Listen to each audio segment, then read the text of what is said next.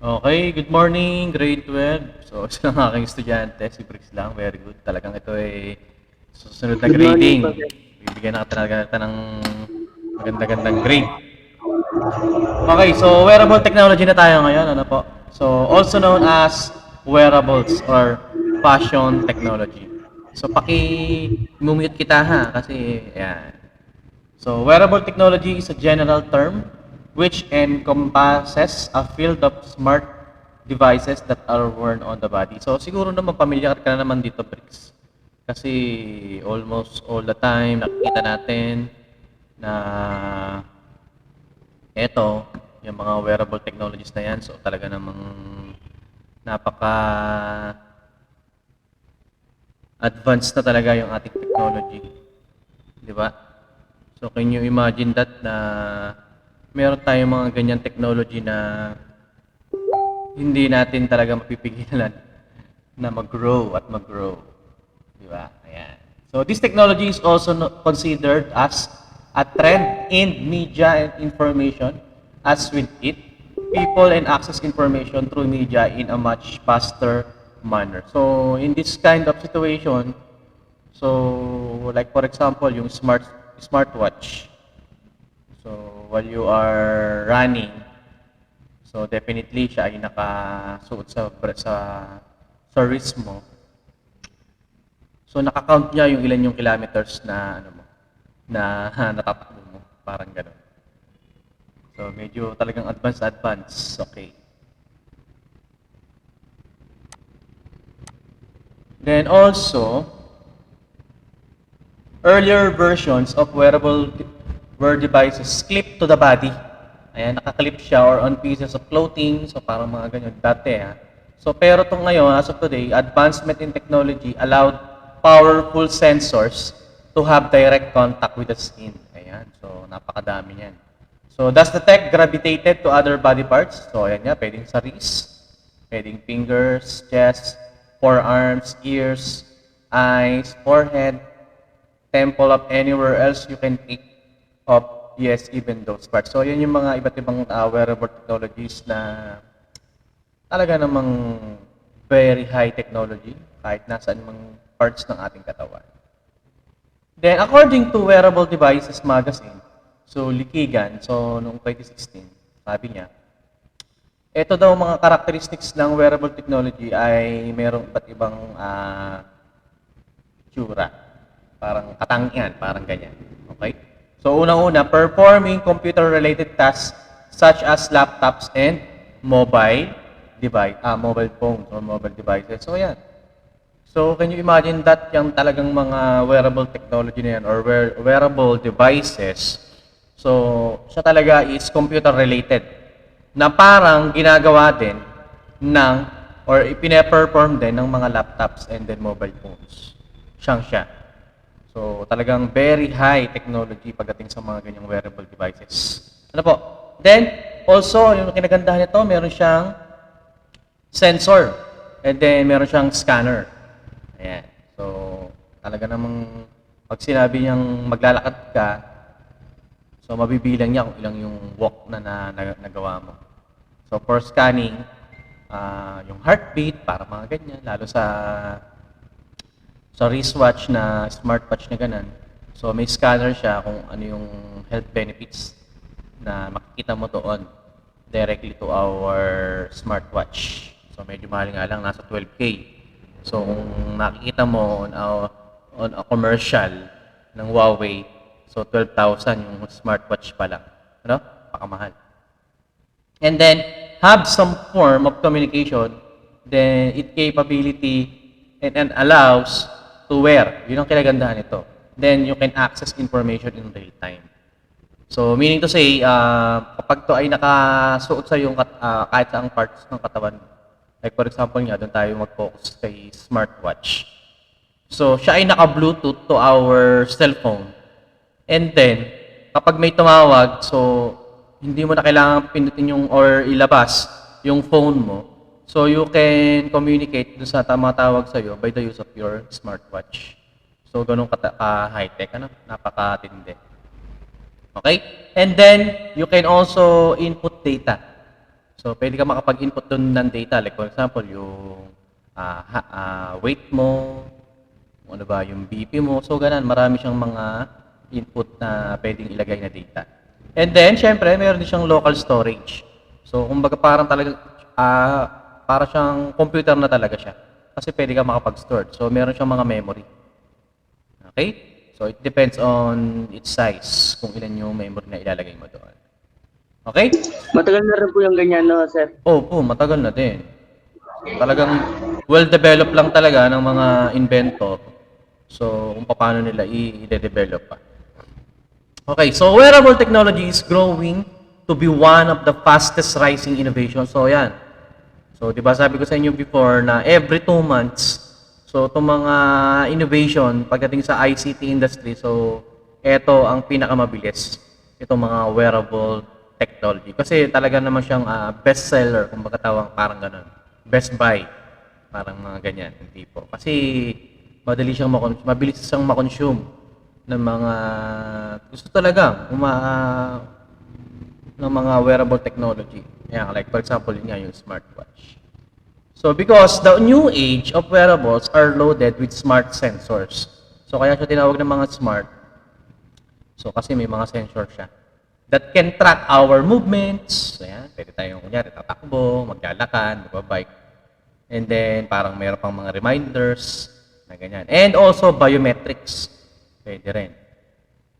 So, ang gagawin mo lang, so you can open your Bluetooth to sync wirelessly to a smartphone. So, ayan. Basta siya ay connected directly to our smartphone or mapa-iPhone niya na naka-Bluetooth. So, alam ko siya ay rechargeable din. So, others also rely on Wi-Fi connectivity. So, yung iba naman is kailangan ng Wi-Fi connectivity. And then, meron ding stand-alone na tinatawag. Pwede siyang naka 4G, LTE, data connections. O pwede yan. So, also, wearable technologies, you can use the sensors to connect to you as a person. So, helping you to achieve goals such as staying fit. Ayan. So, di ba, sabi ko nga kanina, like for example, yung smartwatch. So parang nire-remind ka time to time na, oy, kailangan mo nang uminom ng tubig, oy, ganito, oy, ganyan. Stay active. So, yan, yun nga, parang okay, nakaschedule ka ngayon na tumakbo, oy, nakaschedule ka ngayon mag-exercise, parang ganun. Para maging fit, physically fit, parang mga ganyan. Losing weight, so being more organized, and then you can track your overall mental and physical health. So pagdating sa mga ganyan is parang sinasabi sa'yo, okay, parang tatanungin mo kasi yung smartwatch mo. So, how is my blood pressure today? Parang ganyan. So, sabihin niya na yung smartwatch, sasagutin ganyan. So, ganun ka high-tech. So, in case of virtual reality and AR heads-up display, so they providing a wealth of new entertainment and educational opportunities. So, ito yung maganda dito sa virtual reality or yung VR na sinusuot sa mata. So, kapag ka naka-wear yan directly to our eyes, so parang may imagine mo, nandun ka rin sa classroom or nandun ka sa isang lugar. Yung parang nangyari dun sa concert. Pero kaya Alden po. Oo, yun, yung kay Alden. So, parang binili mo yung pinaka-wearable technology na yun. So, directly to your phone. So, mapapanood mo siya. And then, you can imagine na you still there on that concert na tinatawag. Okay? And educational opportunities. So, pwede din sa pang mga educational. So, kunyari, pagka nasuot mo yun, parang imagine mo, nasa isang classroom, nagtuturo yung teacher mo. Ayan. Then, as well as enhancing the world around us. So, pwede siyang maka-interact kung ano yung nasa paligid natin. Ayan. So, sinabi yan noon ni Smith, 2019. Okay, so different fields such as in gaming, music, entertainment, health and medicine, fitness, and wellness, education, transportation, and many others have slowly started to adapt to the use of this technology. Ayan. So can you imagine that unti-unti itong mga different fields na nakikita natin, like for example, gaming, music, entertainment, health and medicine, mapa-fitness yan or wellness, education, transportation. So unti-unti yang na-adapt nitong mga technology na to. So, ibig sabihin, kapag dumating sa point na na-invent na itong mga wearable technologies na to, so siguro hindi na tayo magre-rely sa mga nakasanayan nating gadget. So talagang high and very powerful kung tutuusin. Sa may mga pera kasi medyo may kamahalan din kasi eh. Kasi yung smartwatch, almost 12,000 nagkahalaga niya. Relo lang yun, ha? Pero hindi naman siya basta relo lang. Is talagang napakatalino ng ano na yun. Okay? So, meron na rin sa gaming. So, naka-virtual reality. Ewan ko lang kung napanood dito sa Facebook. Kasi may nakita ko doon, yung parang kang nagpa-bike. And then, naka-virtual reality. So, imagine mo, ikaw yung nagbabike doon sa loob. Tapos, nakokontrol mo siya. Nakasakay ka talaga mismo sa bike. Tapos, ginawa lang siya ng program na pwede kang lumibot sa lugar, may sariling map, parang ganyan. Ayan. So, ito na, kauna-unahan, smartwatch. So, let's take a look at this example of wearable technology. So, ganyan yung itsura ng smartwatch. Smartwatches are wrist-worn devices that connect to your mobile phone. Ayan, sabi ko nga kanina, so via Bluetooth, you can connect this smartwatch. As they sync to your smartphone, it allows you to see notifications on your wrist at a glance. Ayan. So this technology eases the burden of having to constantly open and check your smartphone. So pwede mo ma-check ito by using our smartphone. So kunyari may nag-message sa cellphone mo. So dito mo na ngayon siya titingnan. So hands-free na ito sa ating cellphone or mobile devices. So hindi mo na kailangang i-pick yung phone mo directly to your pocket. So hayaan mo lang sa may bulsa mo, nasa bag. Basta as long as itong ating smartwatch is connected via Bluetooth. So emails, makikita mo rin, and other notification na pwede mong ilagay. So it can even track your physical activity. Yun ang kinagandaan dito. Kasi parang kunyari, habang nagbabike ka, so you can track kung ilang bang kilometers na yung natakbo mo. Okay, and then the next one is yung tinatawag nating smart glasses. Okay? So, no longer do your specs just help you see things more clearly. Ayan. Smart glasses can link up. So, pwede rin siyang i-link directly to your phone. And then, you can control the volume of your music and even take photographies. Ayan. Ito yung kinagandahan ng smart glasses. So, parang nangyayari dyan. So, makikita mo or pwede kang mag-take ng photos gamit itong smart glasses na to na hindi mo na kailangan kunin yung cellphone mo to your na inside your bag. Then you can control the volume of the music na ipine-play mo within your phone. Okay? So Google Glass, so Google pala nakapag-create ito, was the first to launch this technology in 2013. So 2013 na ilabas pala na ito into public. So basically, it brings wireless connectivity and imaging into the frames and lenses of your eyewear. Ayan, napakaganda pala nito, no? It controls that we can only usually do on our smartphones and computers. So instead of a keyboard or mouse, so yan, parang gano'n. So you can control smart glasses by tapping or sweeping control built into the frame. Ay, okay. So para kang si Tony Stark. So, pagka suot mo tong smart glasses to, makikita mo, ikaw lang yung makakapag-tap, ganun, gaganon mo siya. Para kang galing, ano? Di ba ganun si Iron Man? Para may nakikita siya sa mukha. Ikaw lang nakakita siguro nun. Itinatap mo yun. Tapos, with the use of the smart glasses. So, saswipe mo na ganyan, no? Galing, ano? Yan. So, meron kang kinakausap dito, ito si Alexa or si Siri. Yan yung siguro yung voice command. Naka-voice command siya. And then the next one is hearables. So mostly earphones to and headphones throughout their life. So ito medyo talagang advanced technology nito. So today these devices like the ones we previously discussed have now also utilize wireless connectivity as well. Ayan. So these hearables work just like the traditional earphones and headphones but are already wireless. Yan ang kinaganda nito. Kinoconnect lang po sa cellphone, sir, na. Opo. So, siya ay naka-wireless. So, may sa'yo, naka-Bluetooth yan, panigurado. So, mahal din yan.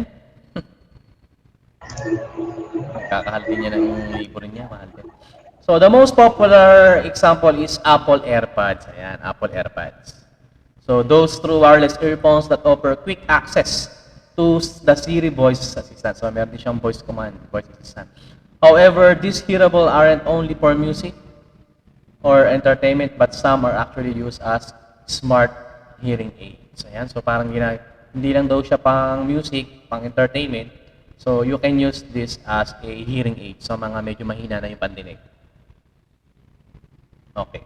So, virtual reality headset. Ayan, itong pinakamaganda. Yung po yung sinasabi niyan kanina na, sir. Opo, ayan. So, it was also virtual reality headset. So, device din siya na pwedeng gamitin sa PC games, console. And you can show you a computer-generated virtual reality that pulls you sight and your brain into thinking you are in a different scenario. Parang, yun nga, parang dadaling ka into another real world na i-imaginein mo nandun ka sa lugar na yun. Yun nga, parang yung nangyari sa concert ni Alden Richards. Nakaganto yun. So today, many industries fields are using and developing more innovations of this wearable tech, especially in the healthcare industry. Ayan. So where they looking into in devices, they could be used to monitor things like blood pressure, so ayan, pwede rin. Vital signs, o kaya naman ay blood sugars for diabetics. So from the basic fitness trackers and highly advanced sports and smartwatches to virtual and augmented reality headsets, wearables are definitely establishing their names. So as such, wearable technology will most likely continue to have an impact to modern society, especially given its efficient use and aesthetic quality. So parang nangyayari is dito sa paggamit ng virtual reality, so you can track also your physical fitness na meron siyang advanced or highly advanced sports. Ayan. Okay, so nandito na tayo ngayon. So yun po yung mga wearable technologies sa ngayon. So 3D environment. So when we say 3D, so it is three-dimensional. Ayan. In its literal sense, refers to anything that has a width, meron din siyang height, meron din depth. So parang sabihin natin, kumbaga sa math calculation, meron siyang X, Y, Z. Ayan tinatawag. So the physical world, the realm we live in, including as humans, our examples are 3D environment. So this technological concept of a 3D environment is explored to imitate and simulate the physical world through media. So most common examples of these are computer animations in video games and also TV shows. Ayan. So films have been also among the most common media. So parang nangyayari dito sa mga Marvel film. Lahat kasi doon parang i-imagine mo parang totoo. So, naka-green screen lang yan, then yung mga tao, computer-generated lang lahat yan. So, sa pagkakalam ko, ang pinakamaraming ginamit na CGI is itong The Matrix. So, napanood mo na ba yun, The Matrix? Hindi pa po, sir. Ayun. So, yung, panoodin mo yun. Kasi lahat halos ng environment doon is only a 3D environment. Meron lang siya mga effects. Visual effects lang ang ginamit. So, 3D films make objects in their material appear solid to the audience through the illusion of perception. So, kaya iisipin mo tuloy, para siyang nandun ka sa lugar na yon. Imagine mo may ganun lugar talaga. So, if you have been to one of these 3D films, you are made to wear special 3D glasses which directs each of your eyes to see slightly different picture. Ayan. So according to American Paper Optics, a manufacturer of 3D eyewear, this is done in the real world by your eyes being spaced apart so each eye has its own slightly different view. So the brain then puts the two pictures together to form one 3D image that has depth to it.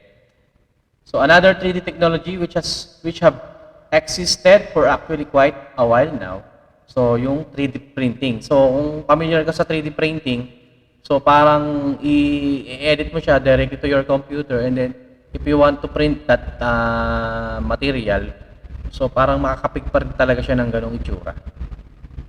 So, siguro naman nakikita mo yan. So, this innovation brings digital data and design to the physical world, literally. So, you're going to simply put, it brings your design to life. So, according to the University of Tennessee, Knoxville, 3D printing creates objects by bonding the printing material one layer at a time. So, parang nangyayari dito is, nakakapag-print ka. So, tingnan natin sa YouTube. Parang ginawa na rin po namin dati, sir, na bumili pa po kami ng mga kainis na papel po ba yan, sir? Okay, wait lang. Doon po kami gawa. Eto, pakita ko sa'yo. Wait lang, wait lang.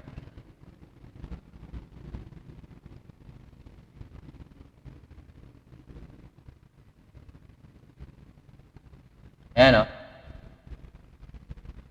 Kita mo? Sir, Ha? Kita mo? yung may gumagalaw, sir. So, yan yung 3D printing. If you work in a team, you should be using Monday.com. It's a platform to manage any team and So, wala nga lang sound kasi pagka-lay ako ng sound.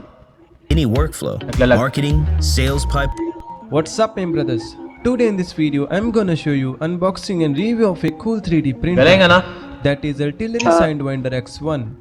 So without wasting any time, let's do this. Parang si Superman to na, sir. Oy. Nasa baba. Yan na natin.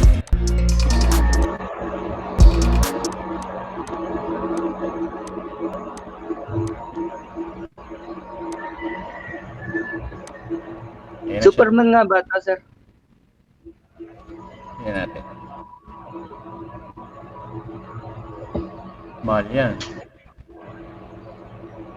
Nasa 1,000 na yan, sir. O wala po.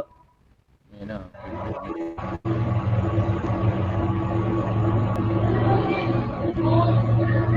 Naglalakad din.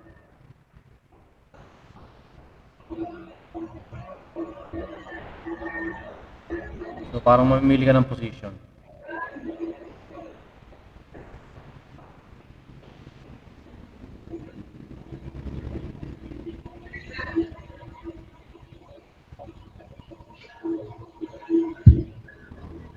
Yun na, yung pinaka-ano niya.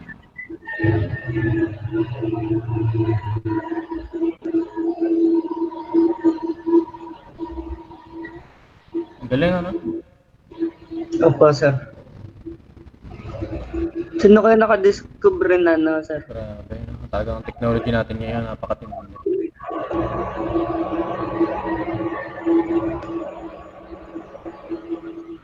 Ayun na, oh. Diyan mo naman. Oh, Ang galing. bangis sa'yo, no? Parang gusto ko niyan sa mga anak ko. Gawa ko ng mga minions. Galing eh. Parang printer lang na, sir. Mm-hmm. Sa mga exam, ganun. Di mo naman. Ang galing nakakagawa din sa ganun ganun. Parang nabubuhay na. Pagka ganyan siguro gagawa ko ng gagawa sa mga anak ko. Kontuahin. Ano kaya yun na, sir? Sa computer yan.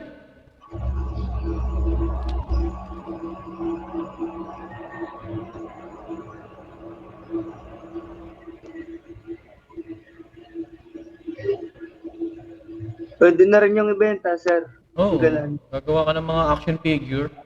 Yan, maganda. Base. Oo, galing oh. Oo. Diba? Oo, meron ako ng base oh. Ang ganda oh. Pwede ka nga mag-design yan oh. Ganda.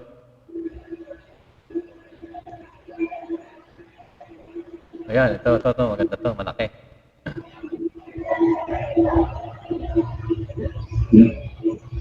Ang galing, ano? Sir. Ano yung parang sapot, sir? Hindi, yun yung pinaganohan lang. Ha? So, pwede kang magawa dyan, sa bat. Pwede din magawa ng sapatos lang, sir. Oo. Ganun. Hmm. Ganda. Stick. Baka na siguro makikita nila sa ganun, no, sir. Hmm.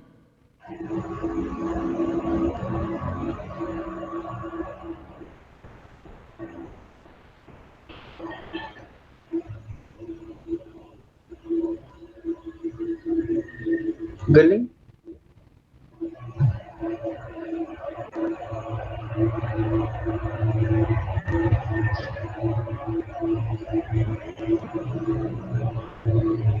Ang galing. So, yan, yun yung 3D printer. 3D printing. So, this innovation brings digital data and design to the physical world, literally. Simply put, it brings your design to life according to the University of Tennessee, Knoxville. 3D printing creates objects by bonding the printing material one layer at a time. So they work by making use of 3D design files such as those created in AutoCAD or similar applications. So these files are processed by specialized software that slices the data into cross-section. Then the printer uses this data to build the desired object from the bottom up, one layer at a time. Siguro ang magandang gawin doon, Bricks, yung mga bahay. Bahay po, sir. No? Magandang gawin siguro doon. So, unlike laser printers that utilize ink, so 3D printers prints in layers of material like plastic. Ayan, ito yung ginagamit dito, yung plastic. So, kung mapansin mo, kanina parang may nilagay na kulay red. Opo, sir. So, nalulusaw yun. Nalulusaw yun. May parang heater yun, tapos unti-unti siyang gumagana, umiikot. Kung ano Yun po yung ba yung parang sapot, sir? yun. Pagka yun ay nag-move. Diba, nag-move siya. So, natatanggal naman yun yung parang sapot na yun. Ayan. So, overall, 3D environment has been already widely used because it's give the audience or the user a more engaging and enjoyable media experience because the images and videos are in three-dimensional rendering. So, meaning it's as if we're looking at something real. Okay. Tingnan natin kung aabutin pa natin ito bukas. Wait lang. Sir, marami pa po ba yung ganun, sir? Marami pa. Marami pa. Pag po hindi po natapos ngayon, meron pa pong bukas. Meron pa, Thursday. Kasi kailangan habulin natin to sa MIL. Marami pa kasi to. Okay, so ubiquitous learning or yung natawag nating U-learning. So it is a kind of e-learning experience that implies a vision of learning which is connected across all the stages on which we play out our lives. So learning occurs not just in classroom but in the home or in the workplace, playground, library, museum, and nature center, and in our daily interaction with others. So compared to mobile learning and e-learning, it is a more context-based approach and more adaptive to the needs and pacing of the learner. So U-learning is a kind of wireless modality where learning takes place at any time, anywhere. So ibig sabihin, para siyang nakawire niya. Kahit saan ka nandoon, pwede mo siyang dalhin or gawin. It benefits from the use of technologies to implement the learning activities and achieve learning objectives. So these technologies incorporate learning materials such as pairing videos, merong audios, PowerPoint presentation, or notes with embedded source data in them. So it is very personalized and dynamic mechanisms that uses devices. So may device din siya integrated to the student's environment. So furthermore, U-learning maximizes the use of any form of media like phones, computers, or for an efficient use. So however, in the Philippine setting, especially in the public education system, so ito sa atin, most U-learning tools fail to endure. Ayan, so hindi siya naging successful pagdating sa Philippines industry, public education. To endure because of the lack of resources. Ayan, so parang nakulangan sa mga material. So effectively sustaining the actual needs of the students, so it is nevertheless still promising endeavor that both private and public education institutions hope to embark on. Ayan, so ito, ang gagawin ngayon for today. Yan po yung sasagutan, 11.3. So, send ko ngayon sa GC. Wait lang.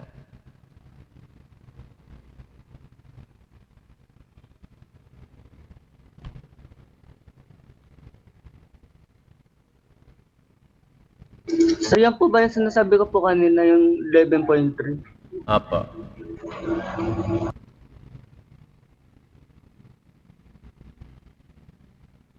So, ayan na po, Bricks.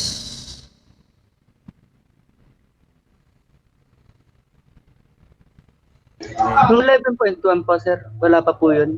Meron na. Meron na, di ba?